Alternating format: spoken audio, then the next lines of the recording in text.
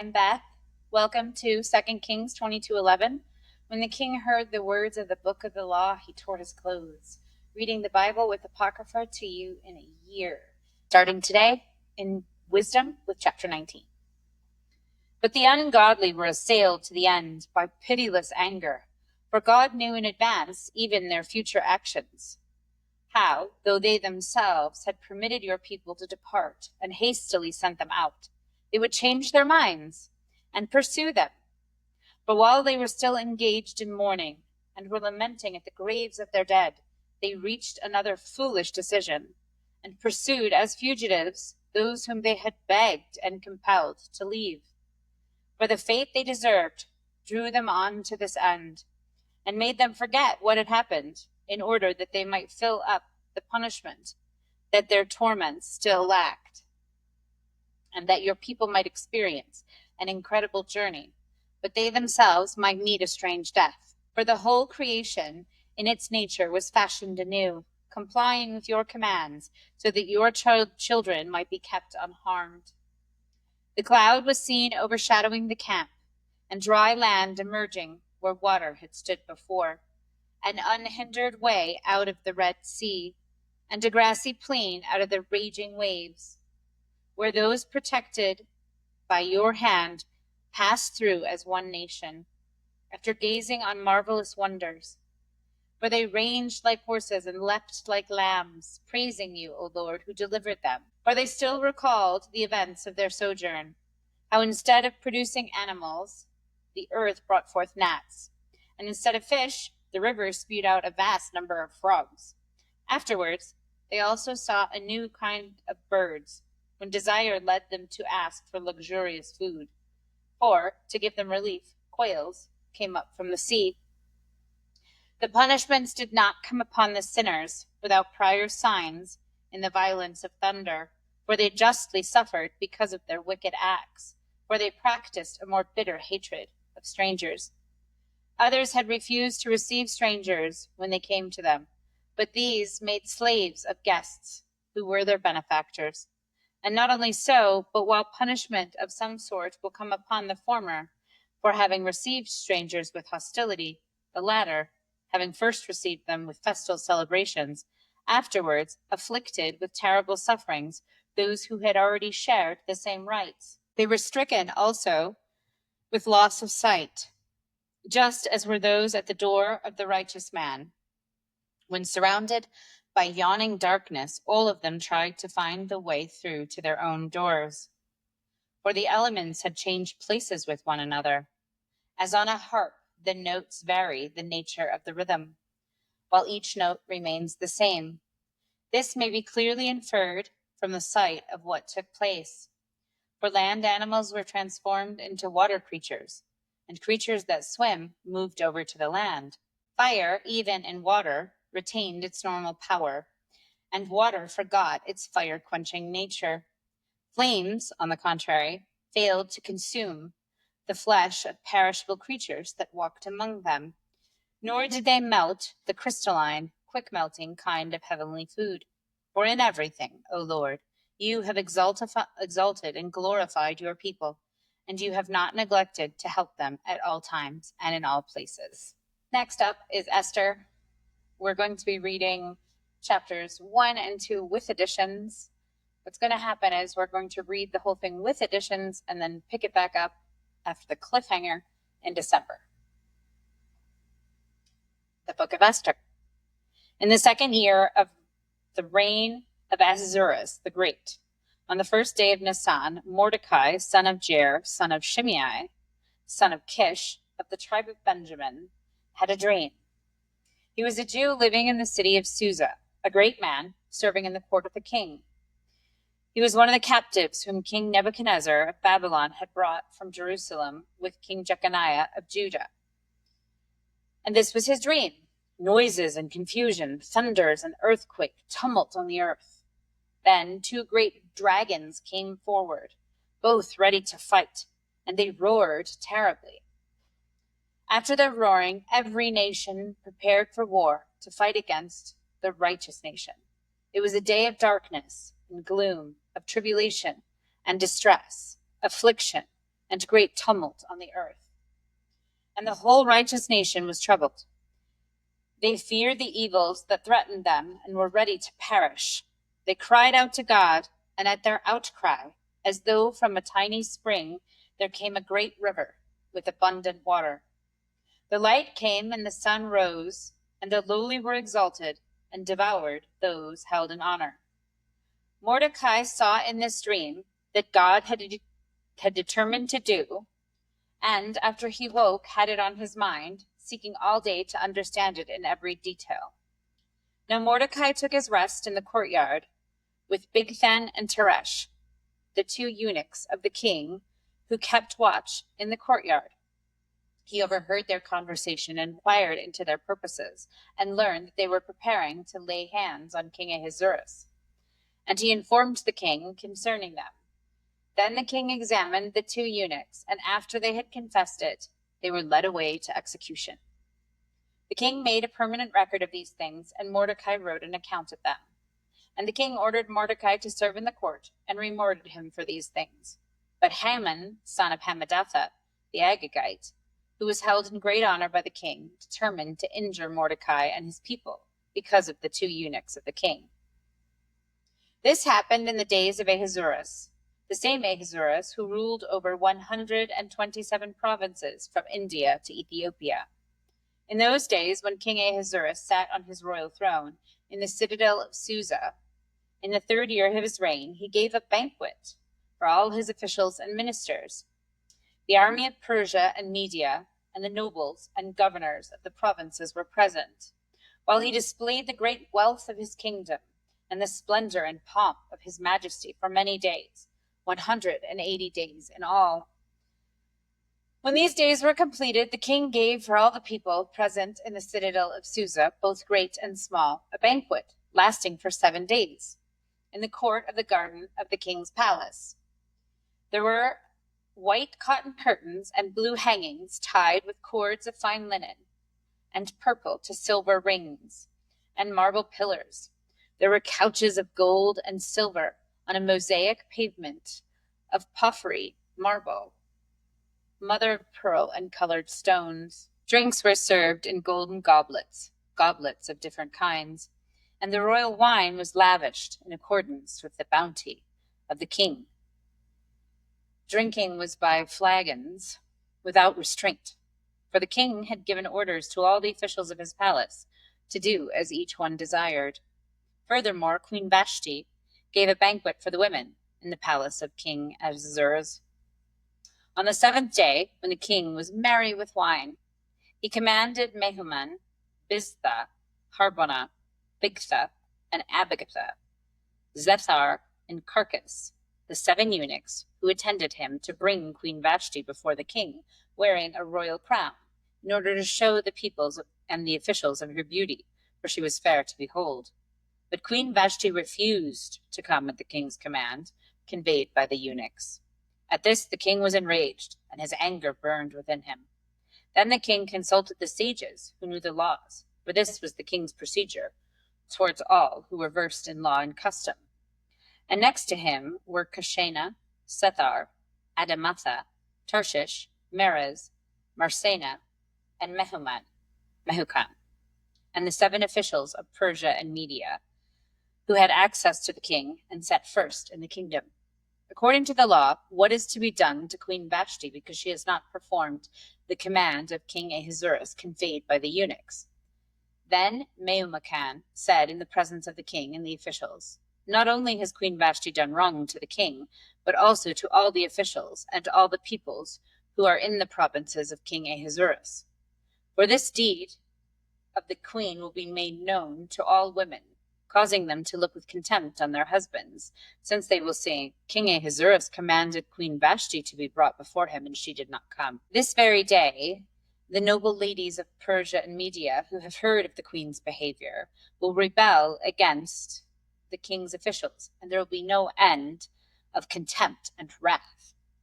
If it pleases the king, let a royal order go out from him, and let it be written among the laws of the Persians and the Medes, so that it may not be altered, and that Vashti is never again to come before King Ahasuerus, and let the king give her royal position to another who is better than she. So when the decree made by the king is proclaimed throughout all his kingdom, vast as it is, all women will give honor to their husbands, high and low alike. This advice pleased the king and the officials, and the king did as Memucan proposed. He sent letters to all the royal provinces, to every province in its own script, and to every people in its own language, declaring that every man should be master in his own house. After these things, when the anger of the King Ahasuerus had abated, he remembered Vashti and what she had done, and what had been decreed against her. Then the king's servants who attended him said, "Let beautiful young virgins be sought out for the king, and let the king appoint commissioners in all the provinces of his kingdom to gather all the beautiful young virgins to the harem in the citadel of Susa, under the custody of Haggai, the king's eunuch, who is in charge of the women. Let their cosmetic treatments be given them, and let the girl who pleases the king be queen instead of Vashti." This pleased the king, and he did so. Now there was a Jew in the citadel of Susa, whose name was Mordecai, son of Jair, son of Shimei, son of Kish, a Benjaminite. Kish had been carried away from Jerusalem among the captives carried away with King Jeconiah of Judah, whom King Nebuchadnezzar of Babylon had carried away. Mordecai had brought up Hadassah, that is Esther, his cousin, for she had neither father nor mother. The girl was fair and beautiful, and when her father and mother died, Mordecai adopted her as his own daughter. So when the king's order and his edict were proclaimed, and many young women were gathered in the citadel of Susa in the custody of Haggai, Esther also was taken into the king's palace and put in the custody of Haggai, who had charge of the women. The girl pleased him and won his favor, and he quickly provided her with cosmetic treatments and her portion of food, and with 7 chosen maids from the king's palace, and advanced her and her maids to the best place in the harem. Esther did not reveal her people or kindred, for Mordecai had charged her not to tell. Every day Mordecai would walk around in front of the court of the harem to learn how Esther was and how she fared. The turn came for each girl to go in to King Ahasuerus. After being 12 months under the regulations for the women, since this was the regular period of their cosmetic treatment, 6 months with oil of myrrh, and 6 months with perfumes and cosmetics for women. When the girl went into the king, she was given whatever she asked for to take with her from the harem to the king's palace. In the evening she went in, and then in the morning she came back to the second harem in the custody of Shaggaz, the king's eunuch, who was in charge of the concubines. She did not go into the king again unless the king delighted in her and she was summoned by name. When the turn came for Esther, daughter of Abihail, the uncle of Mordecai, who had adopted her as his own daughter, to go to the king, she asked for nothing except what Haggai, the king's eunuch, who had charge of the women, advised. Now Esther was admired by all who saw her. When Esther was taken to King Ahasuerus in his royal palace, in the 10th month, which is the month of Tebeth, in the 7th year of his reign, the king loved Esther more than all the other women. Of all the virgins, she won his favor and devotion, so that he set the royal crown on her head and made her queen instead of Vashti. Then the king gave a great banquet to all his officials and ministers, Esther's banquet. He also granted a holiday to the provinces and gave gifts with royal liberality. When the virgins were being gathered together, Mordecai was sitting at the king's gate. Now Esther had not revealed her kindred or her people as Mordecai had charged her, for Esther obeyed Mordecai just as when she was brought up by him. In those days, while Mordecai was sitting at the king's gate, Bigthan and Teresh, 2 of the king's eunuchs, who guarded the threshold, became angry and conspired against King Ahasuerus. But the matter came to the knowledge of Mordecai, and he told it to Queen Esther. And Esther told the king in the name of Mordecai. When the affair was investigated and found to be so, both the men were hanged on the gallows. It was recorded in all the books of the annals in the presence of the king. After these things, King Ahasuerus promoted Haman, son of Hammedatha the Agagite, and advanced him and set his seat above all the officials who were with him. And all the king's servants who were at the king's gate bowed down and did obeisance to Haman. for the king had commanded concerning him. But Mordecai did not bow down or do obeisance. Then the king's servants who were at the king's gate said to Mordecai, "Why do you disobey the king's command?" When they spoke to him day after day, and he would not listen to them, they told Haman, in order to see whether Mordecai's words would avail, for he had told them that he was a Jew. When Haman saw that Mordecai did not bow down or do obeisance to him, Haman was infuriated. But he thought it beneath him to lay hands on Mordecai alone. So, having been told of who Mordecai's people were, Haman plotted to destroy all the Jews, the people of Mordecai, throughout the whole kingdom of Ahasuerus. In the first month, which is the month of Nisan, in the 12th year of King Ahasuerus, they cast Pur, which means the lot, before Haman for the day and for the month, and the lot fell on the 13th day of the 12th month, which is the month of Adar. Then Haman said to King Ahasuerus, "There is a certain people scattered and separated among the peoples in all the provinces in your kingdom. Their laws are different from those of every other people, and they do not keep the king's laws, so that it is not appropriate for the king to tolerate them. If it pleases the king, let a decree be issued for their destruction, and I will pay 10,000 talents of silver into the hands of those who have charge of the king's business, so that they may put into the king's treasuries." So the king took his signet ring from his hand and gave it to Haman, son of Hammedatha the Agagite, the enemy of the Jews. The king said to Haman, "The money is given to you and the people as well, to do with them as it seems good to you." Then the king's secretaries were summoned on the 13th day of the first month, and an edict, according to all that Haman commanded, was written to the king's satraps and to the governors over all the provinces and to the officials of all the peoples, to every province in its own script and every people in its own language. It was written in the name of King Ahasuerus and sealed with the king's ring. Letters were sent by couriers to all the king's provinces, giving orders to destroy, to kill, and to annihilate all Jews, young and old, women and children, in one day, the 13th day of the 12th month, which is the month of Adar, and to plunder their goods. This is a copy of the letter. The great King Ahasuerus writes the following to the governors of the 127 provinces from India to Ethiopia, and to the officials under them. Having become ruler of many nations and master of the whole world, not elated with presumption of authority, but always acting reasonably and with kindness, I have determined to settle the lives of my subjects in lasting tranquility, and in order to make my kingdom peaceable and open to travel throughout all its extent, to restore the peace desired by all people. When I asked my counselors how this might be accomplished, Haman, who excels among us in sound judgment and is distinguished for his unchanging goodwill and steadfast fidelity, and has attained the second place in the kingdom, pointed out to us that among all the nations in the world there is scattered a certain hostile people, who have laws contrary to those of every nation, and continually disregard the ordinances of the king, so that the unifying of the kingdom that we honorably intend cannot be brought about. We understand that this people, and it alone, stands constantly in opposition to every nation, perversely following a strange manner of life and laws, and is ill-disposed to our government, doing all the harm they can so that our kingdom may not attain stability. Therefore, we have decreed that those indicated to you in the letters written by Haman, who is in charge of affairs and is our second father, shall all, wives and children included, be utterly destroyed by the swords of their enemies, without pity or restraint, on the 14th day of the 12th month, Adar, of this present year, so that those who have long been hostile and remain so may in a single day go down in violence to Hades and leave our government completely secure and untroubled hereafter. 1 Timothy chapter 2.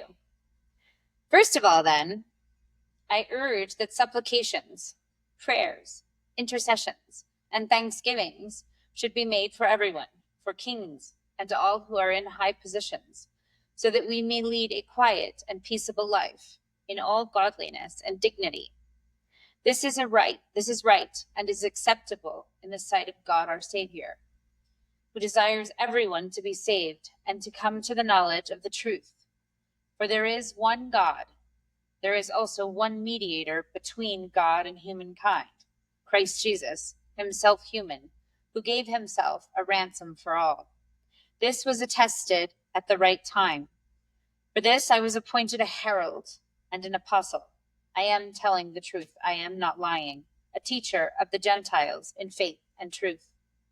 I desire then that in every place the men should pray, lifting up holy hands without anger or argument. Also that the women should dress themselves modestly and decently in suitable clothing, not with their hair braided or with gold, pearls, or expensive clothes, but with good works, as is proper for women who profess reverence for God.